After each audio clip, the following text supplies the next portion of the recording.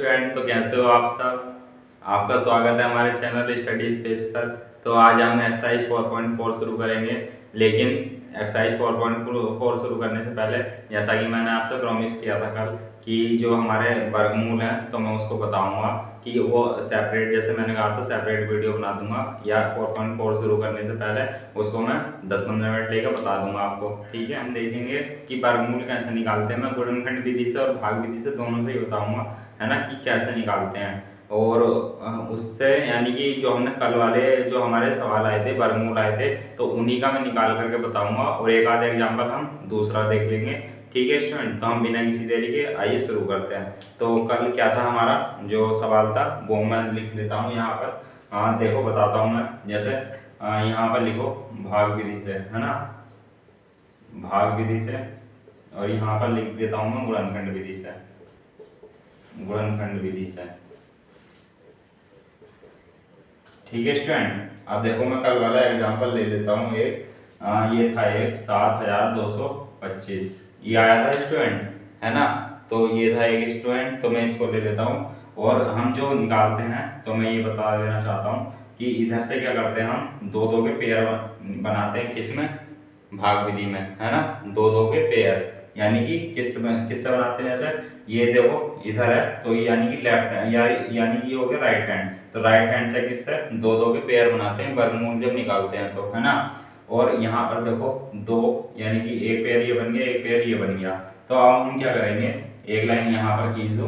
तो यहाँ पर ये जो 72 लिखा है स्टूडेंट, ठीक है, एक पेयर यानी कि शुरू का 72, तो 72 में यानी कि ऐसे मतलब अंक से वर्ग करना है कि 72 से कम रहे या बराबर आ जाए, है ना, जैसे कि हम भाग विधि से करते हैं।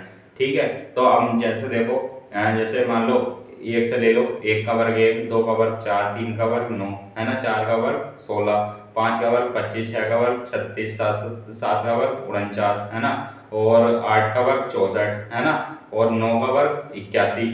तो अब जो 81 आ गया वो ज़्यादा आ गया, है ना, तो 8 का वर्ग चलेगा यहाँ पर, है ना। तो यहाँ पर 8 का वर्ग जब चलेगा तो मैं लिख देता हूँ यहाँ पर 8। तो जितना यहाँ पर लिखा है उतना ही यहाँ पर लिखना है, एक तरीके से ऐसे मान लो, है ना। यहाँ पर बताता हूँ, एक तरीके से ऐसे मानो, जैसे ये 72 लिखा है और यहाँ हम 8 से इसको क्या कर रहे हैं, डिवाइड कर रहे हैं, है ना। तो यहाँ से 8 अट्ठे 64 ऐसी तो करेंगे, 8 अट्ठे 64, और अगर हम इसको ये कर देंगे 72, इसको मैं लिख देता हूँ, ये हमने लिखा नहीं। तो अभी यहाँ पर कोई एक्सरसाइज शुरू नहीं हुई है ना। ये मैं क्या बता रहा हूँ आपको, बेसिक कॉन्सेप्ट की वर्गमूल कैसे निकालते हैं। तो यहाँ पर जैसे अगर 72 होगा, तो अगर मैं 9 से करूँगा तो 9 में 81 हो जाएगा, तो ये तो ज़्यादा जाएगा, तो ये जो कि गलत है ना स्टूडेंट। तो यहाँ पर 8 64, और देखो अब यहाँ से कितना बचेगा, 8 बचेगा, डन है। अब ये जो 8 हमने यहाँ पर लिखा है 8 अट्ठे 64, तो ये 64 यहाँ पर लिख दिया हमने। ठीक है स्टूडेंट, ये आपके समझ में आ रहा होगा अच्छे से। अब जितने से हमने यहाँ डिवाइड किया है उतना ही यहाँ पर क्या करना है, जोड़ना है। तो मान लो यहाँ पर +8 करो, ये लिखना नहीं है, ये +8, तो यहाँ पर कितना हो जाएगा, 8 8 16, तो 16 मैंने यहाँ पर लिखा स्टूडेंट। ठीक है, अभी जब ये करा मैंने यहाँ पर इस तरीके से करो, यहाँ पर अब यहाँ पर कितना बचा, 8 बच गया है ना। अब यहाँ से देखो 8, ये 16 यहाँ पर ही लिखो, ये मिटा दो। ठीक है, तो यहाँ से क्या आ जाएगा 16। अब ये जो है 8 तो कम हो गया और 16 ज़्यादा है, ठीक है ना, 16 क्या हो गया, ज़्यादा हो गया, और 8 कम हो गया स्टूडेंट। तो हम यहाँ क्या करेंगे, ये 25 उतार लेंगे, लेकिन किस में उतरेगा, ये पेयर में ही उतरेगा, क्योंकि एक पेयर पूरा उतारना है। ठीक है, अब जब ये पेयर में उतर गया तो यहाँ पर तो 16 आ गया। अब ये देखो 825, है ना, अब मान लो ऐसे मान लो 825। ठीक है, तो इस तरीके से हमें डिवाइड करना है ये। अब ये जब डिवाइड करना है इस तरीके से, तो हम क्या करेंगे यहाँ पर, हमें तो पूर्ण वर्ग भी बनाना है वैसे भी, यानी कि वर्गमूल, है ना, निकालना है। तो यहाँ पर देखो, यहाँ पर ऐसा अंक देखना है कि जिससे गुणा करने पर 825 आ जाए। तो जितने से जो यहाँ अंक लिखूंगा मैं वही यहाँ पर लिखूंगा, देखो 5। अब ये 5 मैंने डायरेक्ट यहाँ से लिख दिया, जैसे 5 का वर्ग जो करेंगे 5 5 25, यानी कि अंतिम अंक जो है 25, यानी कि 25 में 5 है और 825 में भी 5 है ना। तो मे भी यानी कि शायद से हो सकता है कि 5 से ही चला जाए एक बार में, वरना हम दूसरा ट्राई करेंगे, है ना। फिर इसके बाद कौन सा ट्राई करेंगे, मान लो अंत में क्या आना चाहिए, 5 आना चाहिए, है ना। तो 5 जो आएगा तो वो इसी के अंत में आएगा। वैसे तो 3 पंजे 15 करेंगे तो 5 तो उसके भी अंत में आ रहा है, लेकिन 3 और 5 ही नहीं करनी ना हमें स्टूडेंट, हमें 5 5 ही करनी है, या 6 6 ही करनी है, या 7 7 ही करनी है, या 8 8 ही करनी है। तो ये तो आपको समझ में आ रहा होगा ना, है ना। तो जो मैं बोल रहा हूँ, है ना, तो उस पर मेरे बोले हुए पे भी ध्यान देंगे, है ना, लिखे हुए पे भी ध्यान देंगे। तो यहाँ से जब मैं 5 की गुणा करूंगा, 5 की मल्टीप्लाई करूंगा, तो 5 पंजे 25 और 5 छंग 30, है ना, 2 कैरी का था, तो 30 और 2 32, 32 का 2 3 हासिल, और 5 गुना 5 और 3 825, है ना, यानी कि 8 आ गया। तो ये पूरा पूरा कट गया। तो जितना मैंने यहाँ पर 5 लिखा था उतना ही मैंने यहाँ पर लिख दिया। तो इसका जो वर्गमूल है, यानी कि, है ना, 7225 का वर्गमूल, तो स्टूडेंट ये कितना आ गया, 85, है ना। ये 85 आ गया ना, जो हमने लिखा था भाग विधि से।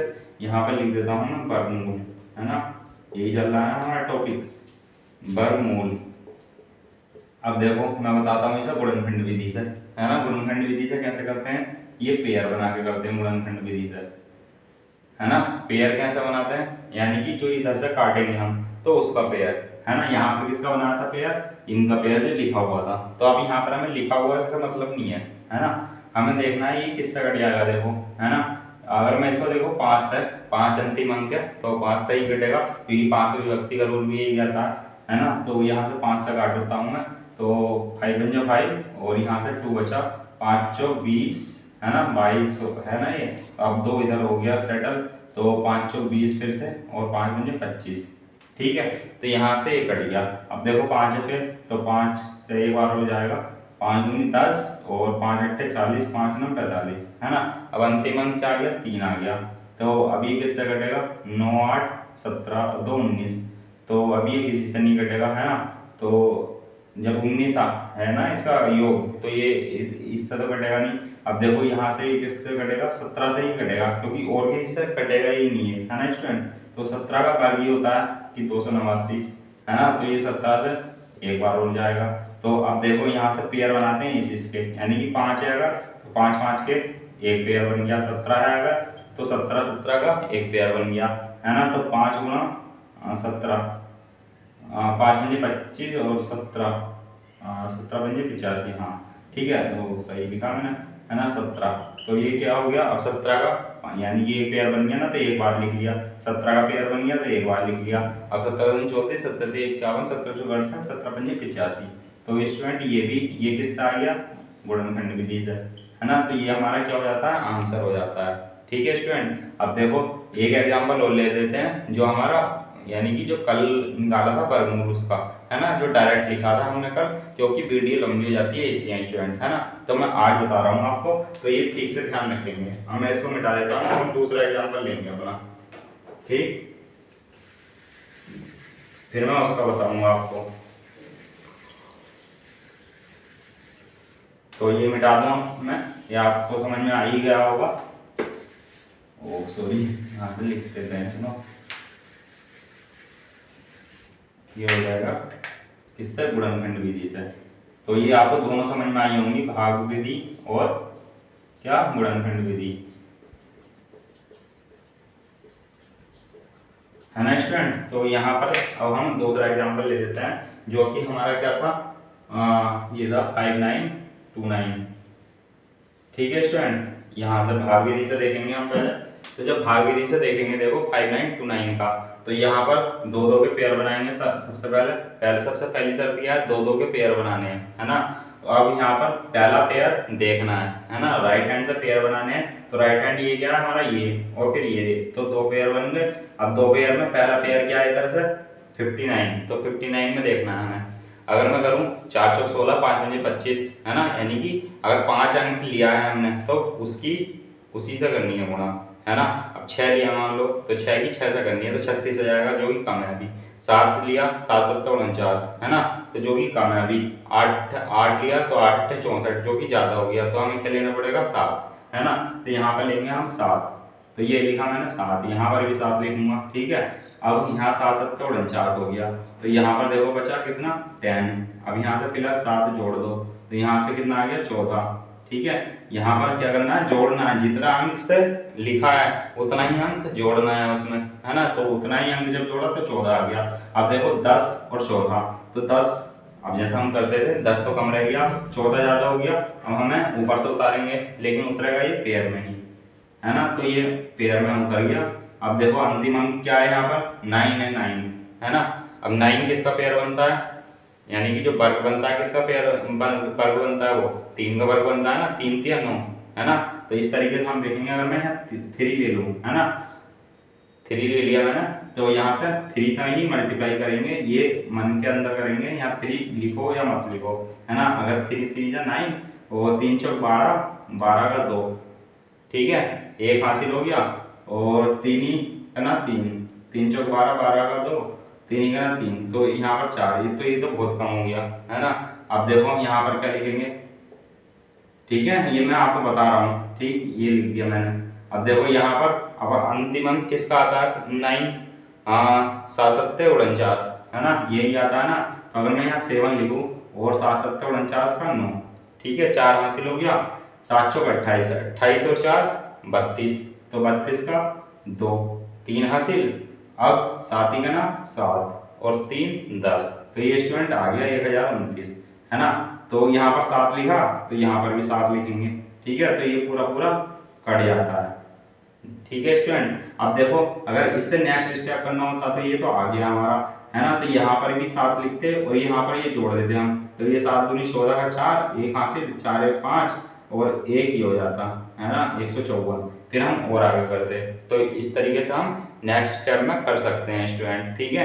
तो ये आपको क्लियर हो रहा होगा कि कैसे। तो देखो कल क्या आया था इसका, 5929 का, 5929 का वर्गमूल, है ना, कितना आया था, 77 आया था ना। तो ये इस तरीके से आया था, यानी कि ऐसे निकालते हैं स्टूडेंट, ठीक है। तो बिल्कुल घबराएंगे नहीं, ये आपको निकालना आ गया होगा। अब मैं बता देता हूँ किससे, गुणनखंड विधि से, है ना। तो गुणनखंड विधि से देखेंगे।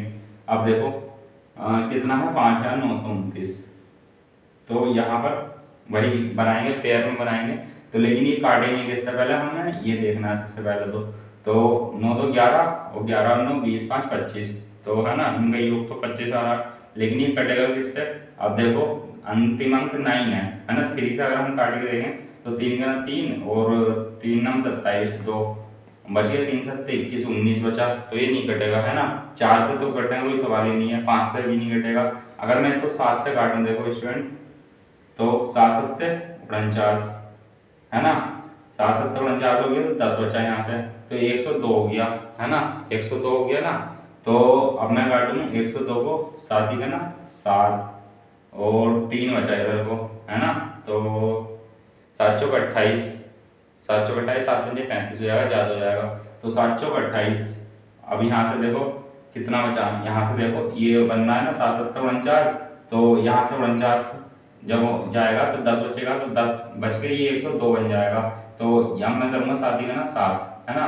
तो जब 7 का ना 7 करूँगा, मान लो ऐसे 7 का ना 7 और 3 32, 7 चौक 28, ठीक है। अब यहाँ से कितना बच गया, 4।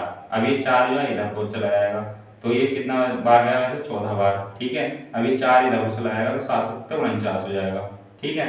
तो ये किससे कट गया, 7 बार। अब देखो 7 बार फिर जाएगा क्या, हाँ चला जाएगा, है ना। 7 का ना 7, 7 दूनी 14 और 7 का ना 7, तो ये कितना आ गया, है ना, 121 आ गया ना। अब 121 7 का ना 7, 7 दूनी 14, 14 का 4, है ना। तो अगर मैं 11 करूँ, है ना, 11 9 99, और ये हो गया ना, यहाँ से 1021 आएगा ना, 1021। अगर मैं 11 से काटूँ, 11 9 99, यहाँ से कितना बचा, 3 31, 7 का ना 7, ये 11 7 77, यहाँ से इतना ही आएगा ना, 7 का ना 7, 7 दूनी 14 और 7 का ना 7, है ना, 121 बार जाएगा ना। अब यहाँ से 11 बार काटेंगे, 11 का ये 11 होता है, और यहाँ से 1, तो यहाँ से क्या हो गया। अब यहाँ से ये देखो 5929 से कितना आ गया, 7 गुना 11, तो ये 11, तो ये हो गया 77। तो स्टूडेंट ये आपको समझ में आ गया होगा कि कैसे निकालते हैं हम क्या, वर्गमूल, ठीक है स्टूडेंट। तो ये यहाँ पर ये समझ में आ गया। तो हम चलते हैं अब नेक्स्ट यानी कि अपनी एक्सरसाइज 4.4 की तरफ, है ना। तो उसमें मैं बताऊंगा आपको कैसे निकालते हैं, है ना। तो इसको मैं मिटा देता हूँ सबको।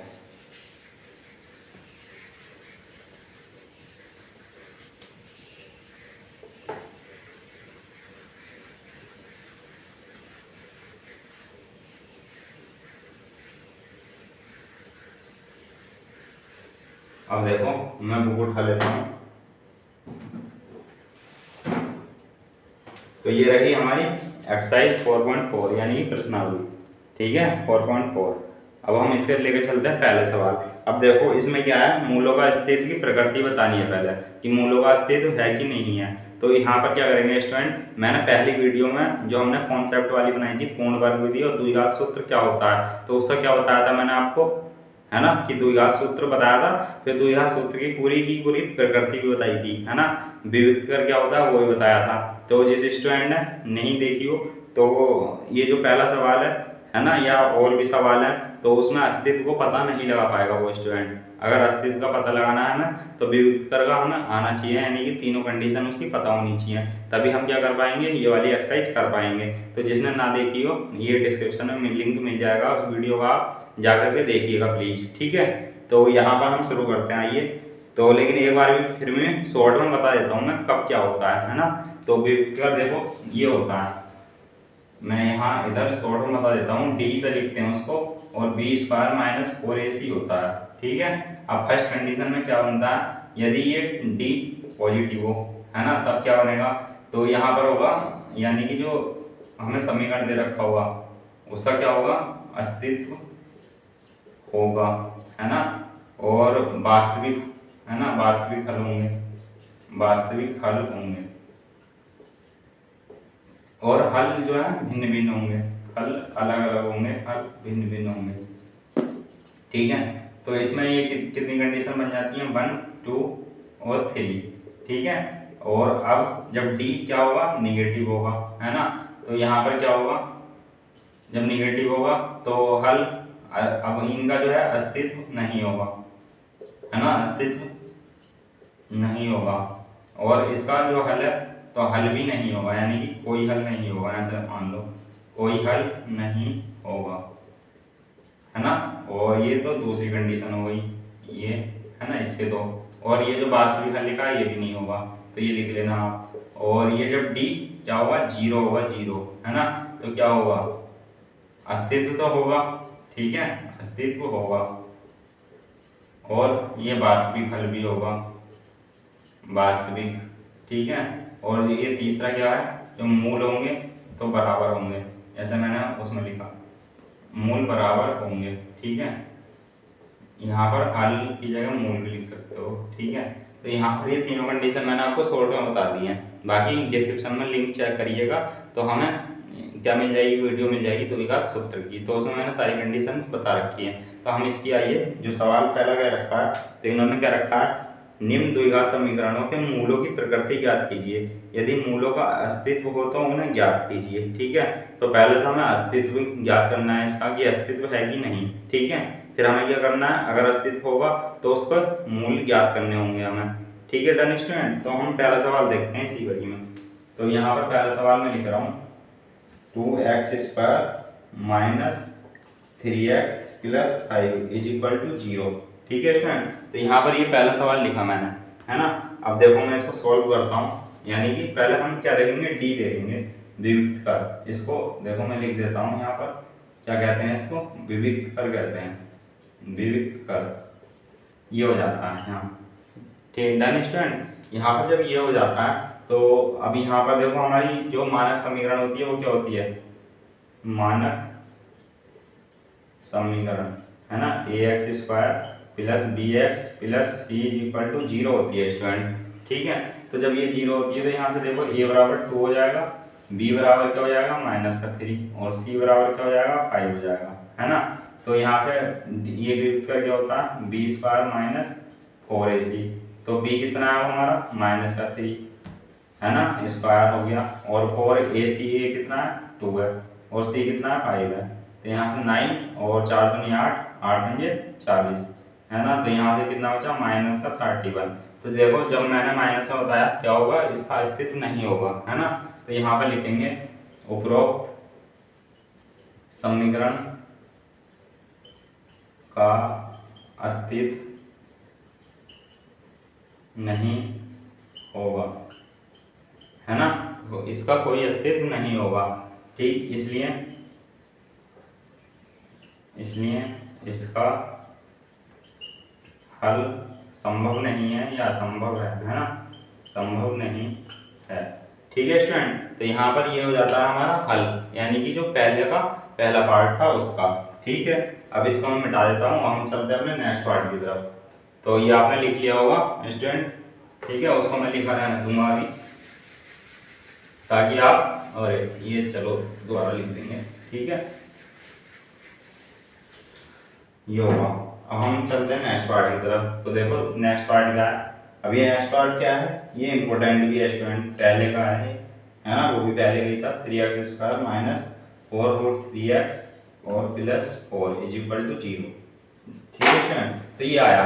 अब देखो इससे क्या ज्ञात करना है हमें, है ना, मानक समीकरण से। तो ये बराबर 3 है, वो आप लिख लेना, मानक समीकरण ये होती है, वो आपको पता ही चल गया होगा, तो है ना, रोजाना वही काम कर रहे हैं हम, ठीक। तो ए बराबर इतना, बी बराबर माइनस का 4√3 और सी बराबर इज इक्वल टू कितना है, 4 है। तो यहाँ पर डी निकाला हमने, तो यहाँ पर b² माइनस 4ac होता है ये, और b कितना है, माइनस का 4√3 का होल स्क्वायर माइनस 4 और c है ना ac, तो ये 3 और ये 4। तो अब देखो ये माइनस का 4√3, इसको यहाँ से लिख सकते हैं माइनस का 4√3, है ना। और यहाँ से 4 दिया 12, 12 चौक 48, ठीक है। अब ये देखो माइनस माइनस की गुणा होगी तो प्लस हो जाएगा, और 4 और 4 की गुणा होगी तो 16, और 3 और √3 की और √3 की गुणा होगी तो कितना आ जाएगा, यानी कि 3, है ना। तो ये 16 गुणा 3 माइनस 48, यानी कि 48 माइनस 48, है ना, इज इक्वल टू 0। अब देखो जब 0 आता है तो इसमें क्या बताया था मैंने आपको, कि जब 0 होता है तो अस्तित्व होता है, और जो मूल होते हैं वो समान होते हैं, यानी कि बराबर होते हैं, ठीक है। अब देखो यहाँ से, इसलिए हम क्या लगाएंगे, द्विघाती सूत्र से इसका हल ज्ञात करेंगे, क्योंकि इसके हल द्विघाती सूत्र से है, क्योंकि इसके हल संभव है ना। अतः यहाँ पे लिख देंगे, अतः समीकरण के हल संभव है, ठीक है स्टूडेंट। अब जब संभव है तो द्विघाती सूत्र का प्रयोग करेंगे, x बराबर minus B plus minus √b² minus 4ac upon 2a, ठीक है। अब जब ये अपॉन 2a लगा दिया तो देखो इधर कर रहा हूँ एक स्टेप, माइनस यानी कि b, तो b कितना है, ये माइनस, तो ये हो गया समीकरण का, है ना। तो ये जो होता है वो माइनस 4√3, ठीक है, प्लस माइनस, अब देखो हमारा ये तो होता है d जो होता है b² माइनस 4ac, तो होता है ये निकाला हमने, तो इसी जगह कितना रख देंगे 0, क्योंकि 0 आया ना इसलिए। अब यहाँ से 2 × 3, तो ये कितना जाएगा अपॉन में 6, ठीक है स्टूडेंट। तो ये मिटा रहा हूँ मैं, फिर यहाँ पर ऊपर करता हूँ,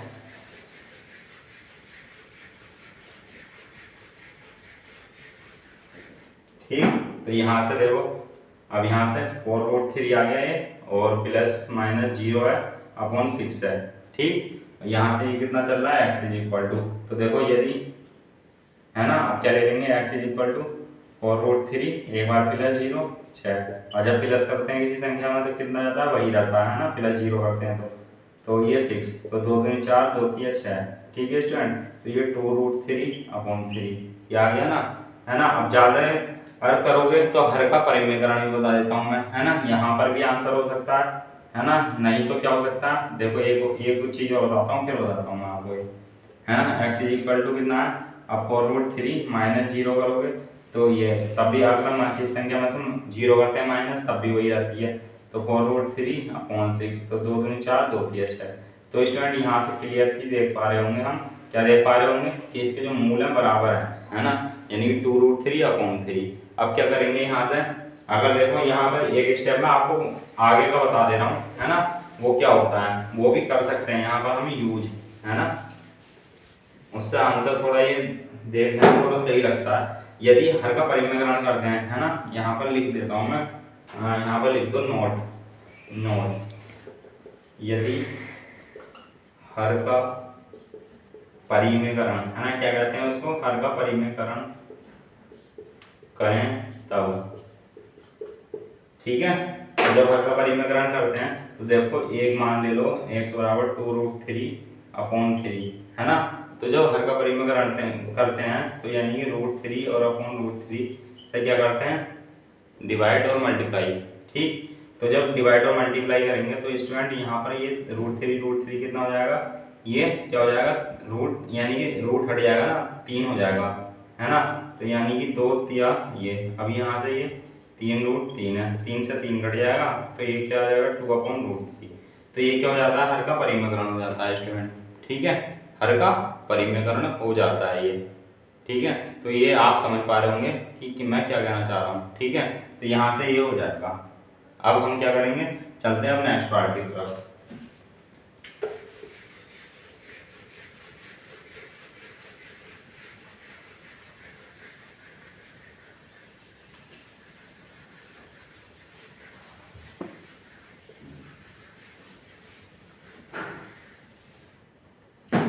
अब देखो नेक्स्ट पार्ट क्या है, ये है 3, ये पहले भी 3 है ना।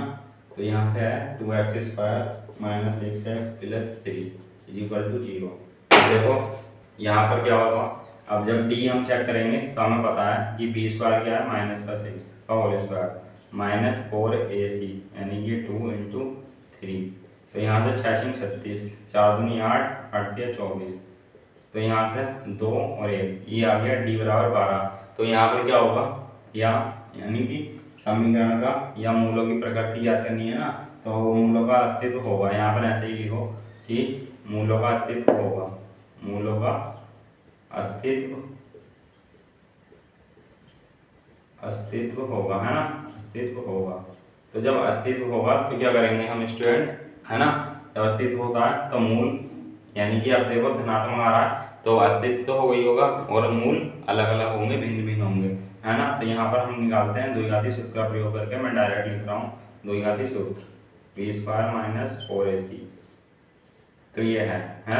अब यहाँ से 2a, तो a कितना है, चलो अभी लिखो, है ना, 2a लिख दिया। और b कितना है देखो, -6 प्लस माइनस, अब ये कितना आया b² - 4ac कितना आया देखो 12 आया ना। तो यहाँ से √12 लिखेंगे और 2 × 2, तो ये क्या हो जाएगा 6 प्लस माइनस √12/4, ठीक है स्टूडेंट। अब देखो ये अंडर रूट कैसे निकालेंगे, है ना। 12 का देखो मान लो, देखो इससे गुणनखंड विधि से 2 × 12, 2 तिया 6, ठीक है। और ये 3 × 3, है ना, ये तो आया 2 × 12, 2 तिया 6, 3 × 3। तो ये स्टूडेंट ये क्या आ गया हमारा। अगर इसका मैं रूट लिखूं तो कैसे लिखूंगा, 6 प्लस माइनस, और देखो एक पेयर बन गया ना, तो एक पेयर तो ये और बाकी रूट में, ठीक है 4। अब देखो यहाँ से अगर मैं 2 कॉमन ले लूँ तो 2 कॉमन आ जाएगा, 2 तिया 6 प्लस माइनस और √3, है ना, और /4 तो है ही नीचे वाला। तो यहाँ से 2 से 2 कट जाएगा, तो इसका क्या आंसर आ गया 3 प्लस माइनस √3/2, है ना, 2 आ गया ना ये। तो x बराबर इतना आ गया स्टूडेंट। अब देखो एक बार ये प्लस कर लो, एक बार माइनस कर लो, है ना, तो ये अलग अलग आ गए ना आंसर, है ना। एक बार ये क्या आ जाएगा 3 प्लस √3/2, एक बार क्या आ जाएगा देखो इधर ही बता दे रहा हूँ 3 माइनस √3/2, है ना। तो ये क्या हो जाएंगे हमारे भिन्न भिन्न आंसर आ गए हैं। जब क्या होगा d क्या है धनात्मक है तो मूलों का अस्तित्व होगा और भिन्न भिन्न होंगे आंसर इसके, तो ये आ जाता है हमारा, ठीक है स्टूडेंट। तो ये आपने देख लिया कि हमने कैसा करा, पहला सवाल है। हम चलते हैं नेक्स्ट पार्ट यानी कि दूसरे सवाल की तरफ, ठीक। तो ये मिटा देता हूँ मैं ये, ठीक है।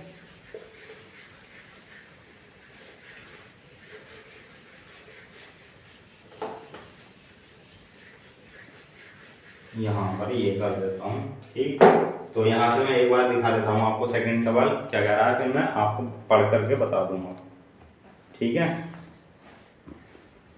ठीक है स्टूडेंट। तो यहाँ पर देखो, यहाँ पर निम्न प्रत्येक द्विघात समीकरण में a, है ना, का ऐसा मान ज्ञात कीजिए उसके 2 बराबर मूल हो। तो मूल बराबर कब होते हैं स्टूडेंट, कब होते हैं बताओ, जब d का मान 0 होता है ना, तब होते हैं मूल बराबर, ठीक है।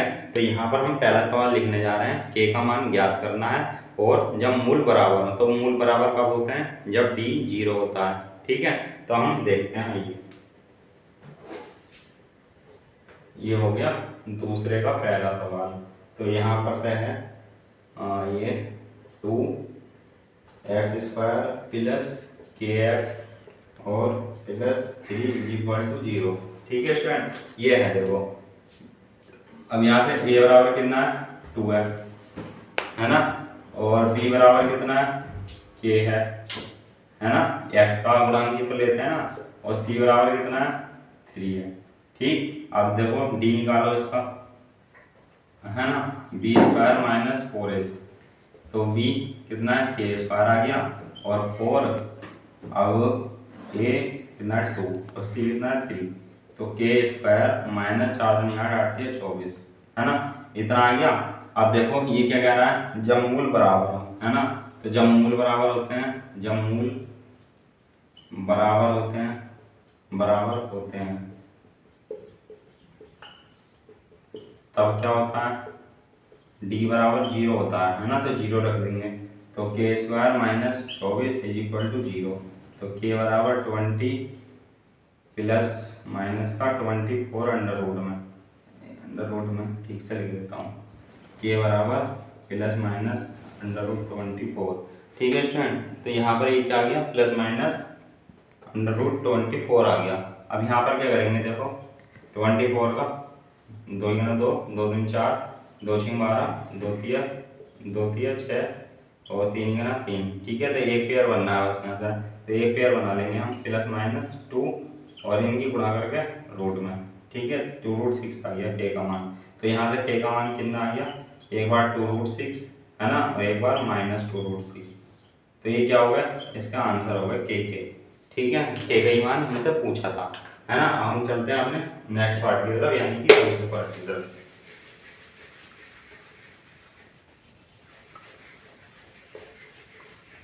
तो ये हो गया स्टूडेंट।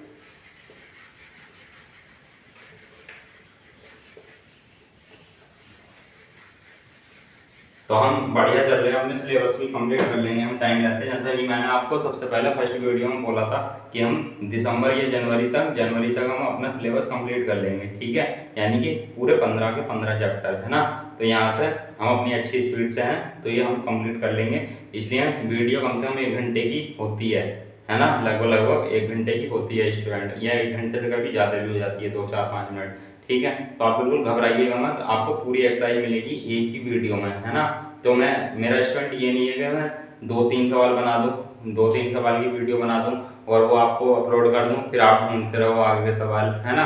तो इस तरीके से मैं बिल्कुल वीडियो नहीं बनाता हूँ। ठीक है, मैं बनाता हूँ पूरे कॉन्सेप्ट वाइज, पूरे चैप्टर की, यानी कि पूरी एक्सरसाइज की। ठीक है, कभी कभी जहाँ ज़्यादा कैलकुलेशन होती है या ज़्यादा सवाल होते हैं, तो उसको 2 पार्ट में अपलोड कर देते हैं।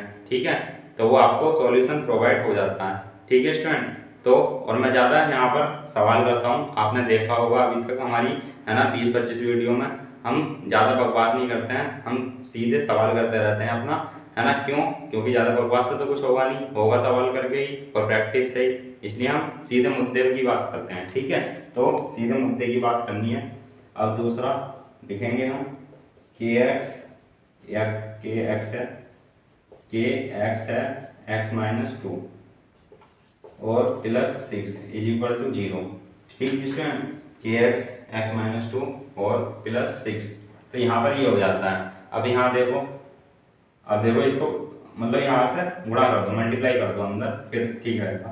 kx² माइनस 2kx, है ना, और प्लस 6 = 0। अब देखो यहाँ से a का मान कितना आएगा, k, ठीक है, और b का मान कितना आएगा, -2k, और c का मान कितना आएगा, 6। ठीक है स्टूडेंट, अब यहाँ देखो d बराबर निकालेंगे, तो d ये b² माइनस 4ac, तो b² माइनस 4ac, है ना। तो ये जो है b कितना है यहाँ से, -2k² माइनस 4 और k और c कितना 6 है, और 4k² और 4×24k। ठीक है, अब यहाँ से क्या करेंगे, 0 कब लेंगे, क्योंकि मूल बराबर है, d = 0, है ना, लिख देंगे चूंकि मूल बराबर है। ठीक है, ये तो हमें सवाल में दिया है इसलिए, तो यहाँ से 4 कॉमन ले लिया मैंने, के स्क्वायर और 4 6 24 है ना। तो यहाँ से 6 और यहाँ से 4 के कॉमन ले लो, 4 के कॉमन ले लो, 4 के कॉमन आ जाएगा, 4 के कॉमन ले लिया तो यहाँ से बचेगा के और यहाँ से बचेगा 6 है ना, इज इक्वल टू 0। ठीक, अब यहाँ से देखो के का मान 1 तो 0 आ गया है ना, यदि 4 के इज इक्वल टू 0 तो के का मान कितना आ गया 0, और यदि के माइनस 6 इज इक्वल टू 0 तो के का मान कितना आ गया 6। ठीक है स्टूडेंट, तो ये क्या आ गया हमारे के मान आ गए, तो यहाँ पर ये आंसर हो जाता है स्टूडेंट। तो ये इस तरीके से हमारा सवाल नंबर 2 के दोनों पार्ट कंप्लीट हो जाते हैं। अब हम चलते हैं अपने थर्ड सवाल की तरफ। ठीक है, तो मैं इसको मिटा देता हूँ, हम चलेंगे फिर थर्ड पार्ट की तरफ। तो ये भी आपको समझ में आया होगा बिल्कुल कि मूल बराबर कब होते हैं। तो मैंने ये आपको बताया डी बराबर 0 है ना, तो मूल बराबर होंगे। ठीक है, तो ये है स्टूडेंट,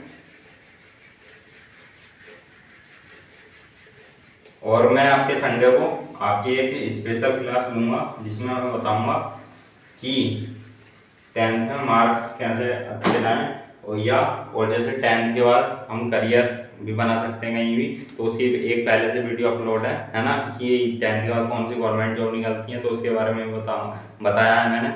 और हम उसके बारे में चर्चा करेंगे कि कुछ लोग है ना, जैसे अब 10th के बाद 11th 12th में आएंगे, तो हमें पता रहना चाहिए स्टूडेंट अपने करियर को लेके कि हम कहाँ जा सकते हैं और क्या कर सकते हैं है ना, या किसी यूनिवर्सिटी में जाने के लिए है ना कितना मतलब कौन सा टेस्ट देना होता है करके, या हम कौन सा कोर्स करें है ना 10th और हाई स्कूल या किसके बाद 12th के बाद है ना। तो मैं वो सारी एक वीडियो बनाऊंगा है ना, तो आप प्लीज़ अपना प्यार बनाए रखिएगा। ठीक है, हम चलते हैं अपने थर्ड पार्ट की तरफ। ठीक है, तो यहाँ से थर्ड पार्ट शुरू होता है हमारा, तो मैं एक बार आपको दिखाऊंगा कि थर्ड पार्ट क्या कह रहा है। ठीक है, यानी थर्ड सवाल, तो ये रहा हमारा थर्ड सवाल, तो ये आपको दिख रहा होगा। ठीक है स्टूडेंट, तो ये आपने लिख लिया होगा और अपने आपके पास बुक भी होगी, आप उसमें से ही पढ़ सकते हैं। फिर भी मैं एक बार बता रहा हूँ आपको पढ़ करके है ना। क्या एक ऐसी आम की बगिया बनाना संभव है ना, जिसकी लंबाई जो है चौड़ाई से दोगुनी है ना, और उसका क्षेत्रफल 800 मीटर स्क्वायर है। यदि हो तो इसकी लंबाई और चौड़ाई ज्ञात कीजिए स्टूडेंट है ना। तो ये हमसे पूछा है। ठीक है, तो यहाँ पर से देखो मैं सवालों की लैंग्वेज पढ़ करके सवाल बना रहा हूँ, यानी कि समीकरण बना रहा हूँ, फिर हम देखेंगे है ना। जिसकी लंबाई चौड़ाई से दोगुनी हो, ठीक है, तो यानी कि यहाँ पर मान लेते हैं हम बगिया की चौड़ाई माननी पड़ेगी पहले है ना, क्योंकि लंबाई क्या है चौड़ाई से दोगुनी है, तो चौड़ाई मान ली x है ना। अब ये लंबाई, अब ये क्या है लंबाई चौड़ाई से दोगुनी है, तो यानी कि 2x है। ठीक है, और उसका क्षेत्रफल 800 मीटर स्क्वायर है। ठीक है, ठीक है, यदि है तो उसकी लंबाई और चौड़ाई ज्ञात कीजिए। आम की बगिया है और लंबाई और चौड़ाई दे रखी है। ठीक है, तो बगिया स्टूडेंट है ना, बगिया जैसे मान लो यहाँ पर ये आयताकार बगिया होगी कोई। ठीक है, तो अब यहाँ पर ये लंबाई हो गई और ये चौड़ाई हो गई है ना। अब ये लंबाई जो है 2x है, यानी कि ये 2x, ये x, ये यहाँ पर पेड़ वेड़ खड़े हैं। ठीक है, तो ये बगिया है, इस तरीके से देख लीजिए आप है ना। तो यहाँ पर क्या पूछा है, लंबाई और चौड़ाई ज्ञात करनी है उसकी है ना। तो यहाँ पर ये देखो, अभी ये जो दिया है इसका क्षेत्रफल दिया है, तो क्षेत्रफल क्या होता है स्टूडेंट, किन्हीं दो भुजाओं का क्या होता है मल्टीपल होता है ना। तो यहाँ से बगिया का क्षेत्रफल दिया है, बगिया का क्षेत्रफल दिया है ना, क्या दिया है 800 है ये। ठीक है, 800 मीटर स्क्वायर। ठीक है, अब यहाँ से बगिया का क्षेत्रफल आप सभी जानते हैं कि दो भुजाओं का क्षेत्रफल यानी कि मल्टीप्लाई जब करेंगे तो वो आयत का क्षेत्रफल बन जाता है स्टूडेंट। तो यहाँ से x है ना into 2x is equal to 800 metre है ना। तो ये है, अब यहाँ से अगर मैं कर दूँ 2x square is equal to 800, ठीक, तो यहाँ से क्या होगा 2 से ये कट जाएगा 400। अब यहाँ से x square is equal to 400 आ गया। अब x is equal to plus minus है ना, जब वर्गमूल ले लेंगे तो यहाँ से 400 आ जाएगा। अब जब प्लस माइनस इसका करेंगे तो इसका होता है स्टूडेंट वर्गमूल 20 है ना, तो यहाँ पर से ये। तो अब स्टूडेंट यहाँ पर हम क्या देख पा रहे हैं कि यहाँ से x है और x का मान एक बार 20 आएगा, एक बार -20 आएगा है ना। तो लेकिन हम क्या करेंगे, तो जो हमारी लंबाई चौड़ाई होती है, जो भुजाएं होती है माइनस में तो होंगी नहीं वो है ना, तो इसको हम काट देंगे, यानी कि ये आंसर नहीं होगा हमारा।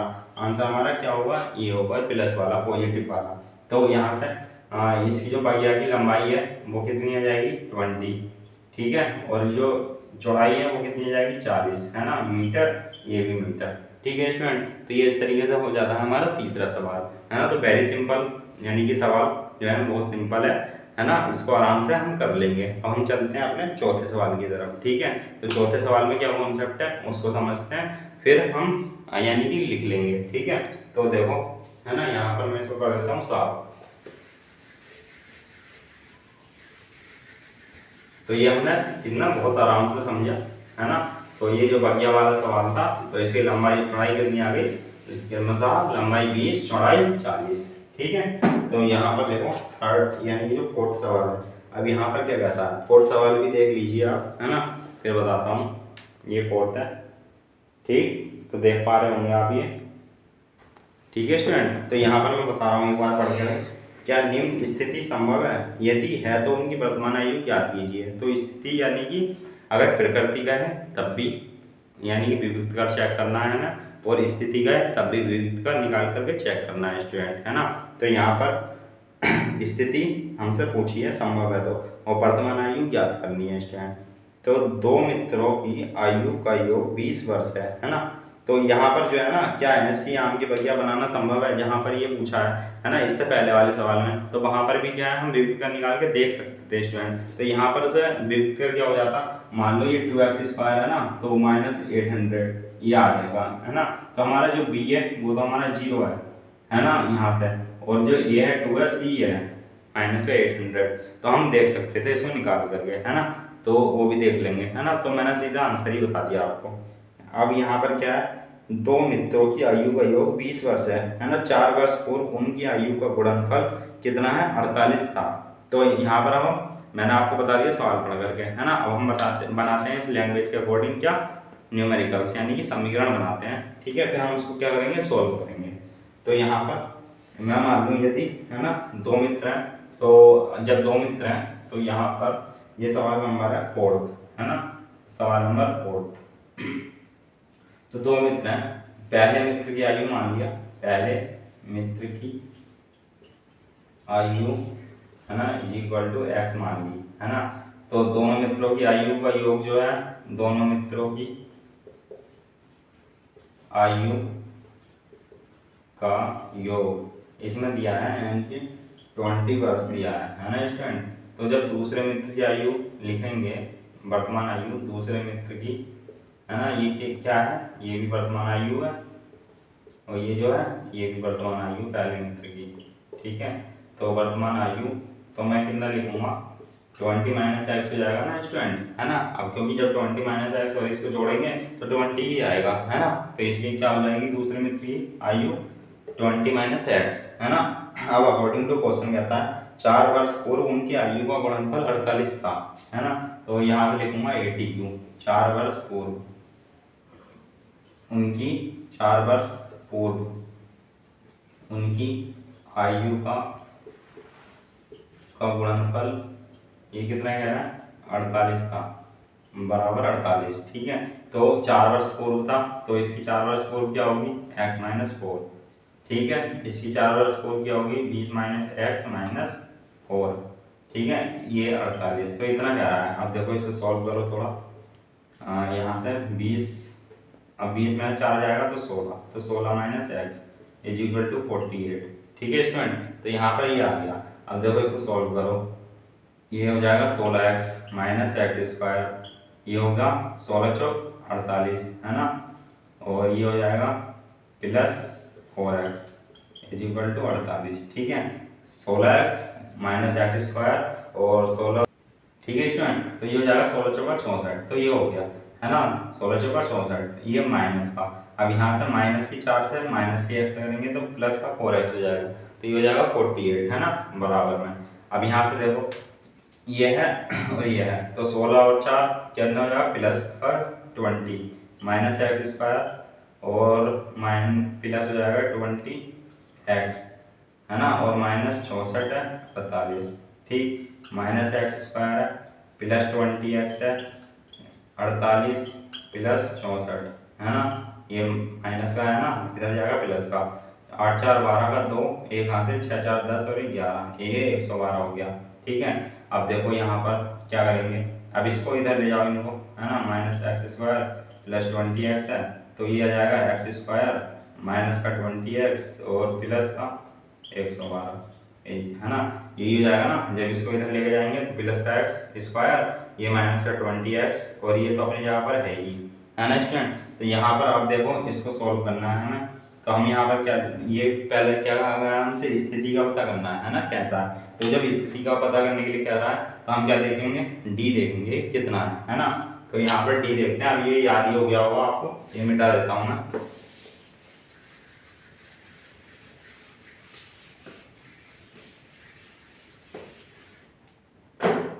ठीक है स्टूडेंट, तो यहाँ पर देखो, अब यहाँ पर डी निकालने जा रहा हूँ मैं इसका, बी स्क्वायर माइनस 4ac, तो अब बी है माइनस का 20 स्क्वायर माइनस 4, ए कितना है 1 है, और सी कितना है 112। तो यहाँ से ये इसका वर्ग कितना हो जाएगा 400, है ना। अब यहाँ से देखो 4 दूनी 8, 4 ही गुना 4 और 4 ही गुना 4, ठीक है, तो ये कितना हो जाएगा माइनस का 48 बचेगा ना, ये माइनस का 48 बचेगा। तो यहाँ पर कहा गया है कि यदि स्थिति संभव हो, है ना, तो उनकी स्थिति संभव नहीं होगी स्टूडेंट, है ना। यानी क्या आ गया हमारा -48 आ गया, तो इसके जो मूल होंगे वो संभव नहीं होंगे। ठीक है स्टूडेंट, इसके मूल संभव नहीं होंगे। डन है, तो ये हो जाता है इसके मूल संभव नहीं होंगे, है ना। -48 आ गया ना, और जैसा कि आपने याद कराया या जैसे मैंने बताया, है ना, तो इसमें क्या होगा, मूल संभव नहीं होंगे, यानी कि उनकी वर्तमान आयु जो है ज्ञात करनी संभव नहीं है। ठीक है, तो ये हो जाता है हमारा 4th सवाल। ठीक है, अब यहाँ पर लिख देता है हम, है ना, यह स्थिति संभव नहीं है ना। ठीक है, उपरोक्त समीकरण की स्थिति संभव नहीं है। ठीक है, स्थिति पूछी थी हमसे, और यदि है तो उनकी वर्तमान आयु ज्ञात कीजिए। तो अब जब स्थिति संभव ही नहीं है तो उनकी वर्तमान आयु ज्ञात नहीं हो सकती, है ना, इसलिए उनकी वर्तमान आयु ज्ञात नहीं हो सकती। ठीक है स्टूडेंट, तो यहाँ पर से ये आ जाएगा। अब हम देखते हैं अपना 5वां सवाल, ठीक, जो है आज के एक्सरसाइज का अंतिम सवाल।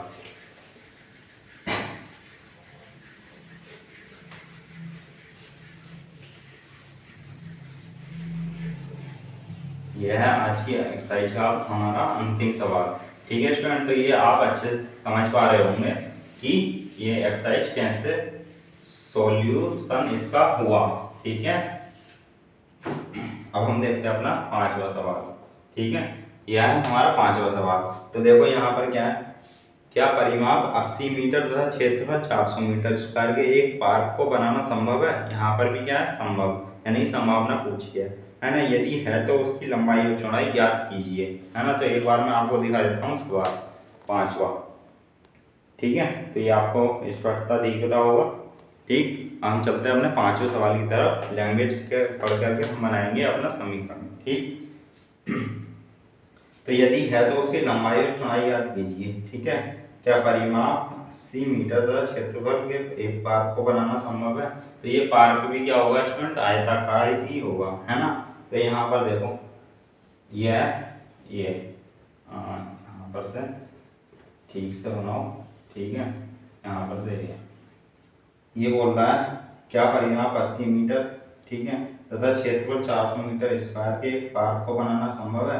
यदि है तो उसकी लंबाई और चौड़ाई ज्ञात कीजिए। ठीक है, तो यहाँ से परिमाप, और यहाँ से मान लो अब इसका जो पार्क है, मान लेता हूँ मैं, माना पार्क की लंबाई कितनी है, x है स्टूडेंट। ठीक है, और जो आयताकार होता है ना, आयताकार, तो उससे क्या होता है परिमाप, है ना, पार्क का, यहाँ पर लिखो, इसलिए पार्क का परिमाप कितना दे रखा है इसमें, 80 मीटर दे रखा है। तो इसी से हम क्या बनाएंगे, अपना चौड़ाई निकालेंगे। ठीक है स्टूडेंट, तो यहाँ पर देखो अब इसका क्या होता है, 2 गुणा लंबाई प्लस चौड़ाई। ठीक, ये 80। अब वो कैसे होता है वो मैं ये बता रहा हूँ आपको। मान लो ये भी लंबाई है है ना, और ये भी चौड़ाई है। ये जो परिमाप होता है क्या होता है, ये चारों भुजाओं का योग होता है, ऐसे मान लो चौड़ाई। ठीक है, तो देखो ये 2 बार लंबाई आ गई और 2 बार चौड़ाई आ गई, तो 2 कॉमन आ गया और लंबाई और चौड़ाई आ गई।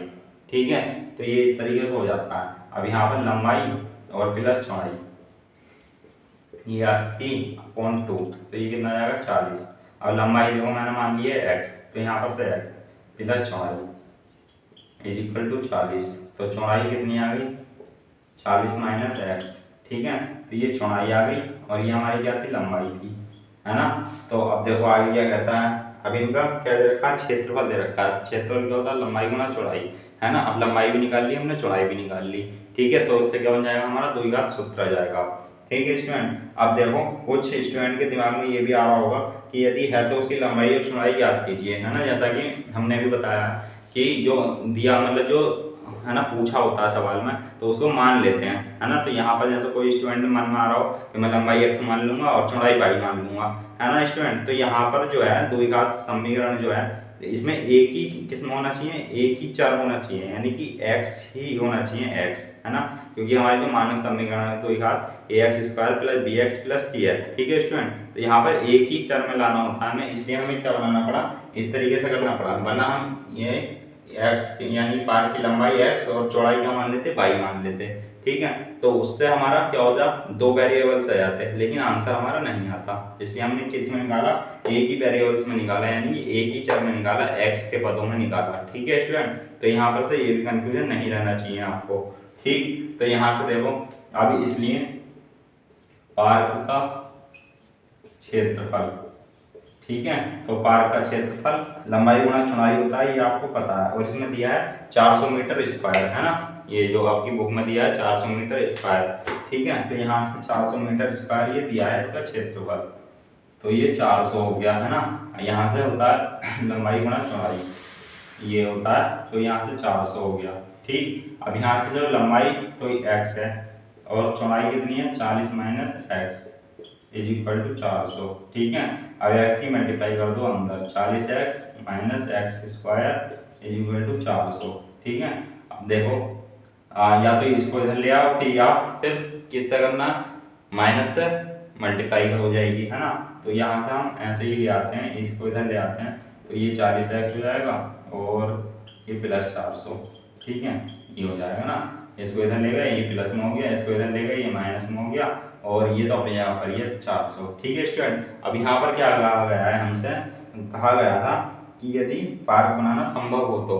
ठीक, तो यहाँ से मैं अगर डी निकालूँ तो b², इसलिए माइनस 4ac, हम ये किस लिए कर रहे हैं, संभावना देखने के लिए। ठीक है, तो b कितना है 40, यानी कि माइनस का 40, तो ये इसका स्क्वायर, ये एक है, और c कितना है 400।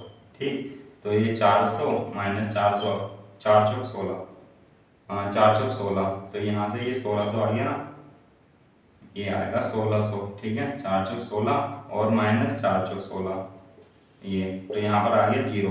तो जब 0 होता है तो यानी बराबर मूल होते हैं, है ना स्टूडेंट, क्या होते हैं, बराबर मूल होते हैं, है ना। और क्या होगा, अस्तित्व होगा, है ना। तो हम जब ये हो गए बराबर मूल आ जाएंगे, क्योंकि 0 आ गया डी का मान, है ना। तो जब डी का मान 0 होता है तो अस्तित्व होता है, और जो मूल होते हैं x के या जो भी वेरिएबल से हम कर रहे हैं, तो वो क्या होते हैं, बराबर होते हैं स्टूडेंट। तो इसलिए इसका अस्तित्व है ना। तो हम आगे इसको हल करेंगे, है ना। तो हमारी समीकरण है ये। ठीक है, तो हम इसको हल करते हैं, क्या आता है, तो हम लगाएंगे यहाँ पर द्विघात सूत्र, है ना। तो ये लिख लिया होगा आपने, इधर ये मिटा देता हूँ, वो बनाने चाहता हूँ ना। ठीक है, तो ये हो गया, ये हो गया, तो ये इसके नीचे करता हूँ। ठीक है, तो ये आपको दिख रहा होगा, है ना। ये ब्लैक हेडिंग यूज कर लेते हैं हम, क्योंकि ये थोड़ा कम है, वरना फिर वीडियो पॉज करना पड़ेगा मुझे, है ना, इंक डालने के लिए। ठीक, तो हम करते हैं ये, तो यहाँ पर से है ये हमारा, तो अब हम निकालते हैं द्विघाती सूत्र से, minus B plus minus under root b² minus 4ac/2a। ठीक है, तो यहाँ से b कितना है, ये गया माइनस है, ये तो इसका समीकरण का, है ना, और माइनस का ये 40। ठीक है, प्लस माइनस, अब देखो b² माइनस 4ac कितना आया, 0 आया, तो यहाँ पर 0 रखेंगे, 2 × 1 है ये, है ना। ये कितना हो जाएगा, प्लस का 40 प्लस माइनस 0/2, ठीक है स्टूडेंट। तो देखो यहाँ से अब x के मान क्या आ जाएंगे, 2 आ जाएंगे, है ना। तो x के मान 2 आएंगे क्या, 40 एक बार प्लस 0 अपॉन 2, एक बार 40 माइनस 0 अपॉन 2। तो जब 40 में से 0 जुड़ेगा तब भी 40 ही रहेगा, तो 40 अपॉन 2 इज इक्वल टू 20। और जब 40 में से माइनस होगा 0 तब भी 40 ही रहेगा, ठीक है। तो ये क्या आएगा 20, तो x का मान कितना आ गया 20, ठीक है स्टूडेंट। आपने क्या माना था इसलिए, है ना, इसलिए लंबाई कितनी आ गई स्टूडेंट हमारी 20। ये मीटर में ही दे रखा है सब, है ना, मीटर में ही दे रखा है। तो लंबाई कितनी आ जाएगी 20 मीटर। और जो चौड़ाई है हमारी, तो चौड़ाई हमारी कितनी आई थी 40 माइनस एक्स आई थी, है ना। तो 40 माइनस 20 इसलिए 20, तो चौड़ाई भी कितनी आ गई 20 मीटर। और ये क्या हो गया, लंबाई भी 20 मीटर। तो जब लंबाई और चौड़ाई हमारी समान होती है तो स्टूडेंट हमारा क्या हो जाता है, वर्ग बन जाता है ना। लंबाई और चौड़ाई जब समान होती है तो वर्ग ही तो बनता है ना। ये सी टी, तो ये भी 20, ये भी 20, ये भी 20, ये भी 20, है ना। तो ये क्या होगा वर्गाकार, है ना। तो यहाँ से हो गया ये जो पार्क का वर्गाकार है, ठीक है। तो ये मैंने आपको बता दिया कि इसकी स्थिति संभव होगी या असंभव होगी, और लंबाई और चौड़ाई क्या होगी यदि स्थिति संभव है तो, है ना। तो ये भी मैंने आपको बता दिया लंबाई और चौड़ाई क्या होगी। तो ये इस तरीके से हमारी स्टूडेंट 4.4 एक्सरसाइज खत्म हो जाती है, ठीक है। और अब हम जब नेक्स्ट वीडियो में करेंगे तो क्या करेंगे, चैप्टर नंबर हमारा 5 आएगा, है ना। चैप्टर नंबर 5 क्या है, गुणोत्तर श्रेणी, है ना, ये समांतर श्रेणी, ठीक है। तो दोनों है उसमें। अब हम अगली वीडियो में क्या देखेंगे, चैप्टर नंबर 5 देखेंगे। तो स्टूडेंट ये आपको सॉल्यूशन हमारा अच्छा लगा होगा और इजी सॉल्यूशन है ना। तो इसलिए आपका क्या काम है बस, है ना, आपका क्या काम है गुरु दक्षिणा में, है ना। तो उसमें आपका बस इतना काम है कि चैनल को सब्सक्राइब करना है, लाइक करना है और वीडियो को शेयर करना है स्टूडेंट, ठीक है। तो ये हमारे चैप्टर नंबर 4 तक कंप्लीट हो चुका है। अब 5 देखते हैं हम अपनी नेक्स्ट वीडियो में स्टूडेंट, है ना। जय हिंद स्टूडेंट, मिलते हैं नेक्स्ट वीडियो में।